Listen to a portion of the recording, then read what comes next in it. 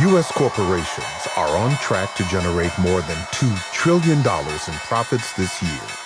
But while that is happening, so is this.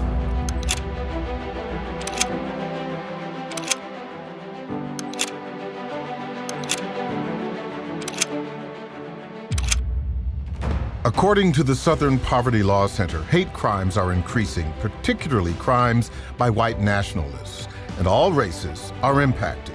Do not replace us! Jews will not replace us! The defendant stated his target were Mexicans. The news today, it just made me nauseous and tearful. Waiting to find out the people in our congregation that were killed today. The rise of hate in America is tearing this country apart. It's making us afraid to go to our churches and our synagogues. It is making us afraid just to walk down the street. According to a Pew Research study, a majority of whites, blacks, and Hispanics say race relations are bad, and many say they're getting worse. And the Black Lives Matter movement, which includes people of all races, sprung up because of police brutality and the killings of unarmed black and brown people.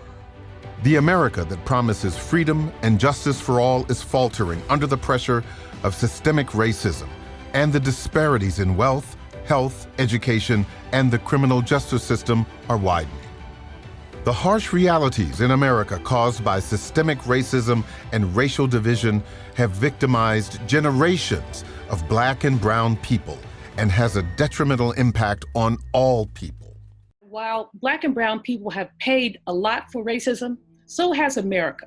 People who've been sidelined, their contributions have been ignored. Their potential has been sidelined. And we're in a position right now in this country where it's all hands on deck. We've lost much of our international preeminence. The world is laughing at us. In, what do they say, in 2050, a third of our nation, and probably even more, will be black and brown. What do we know is that when we look at the global situation, there are countries who are nipping at our heels, and they are more inclusive than we are. And so it's on us. Corporate America gives lots of money to the arts, gives lots of money to lots of things, programs. Give your voice to equity.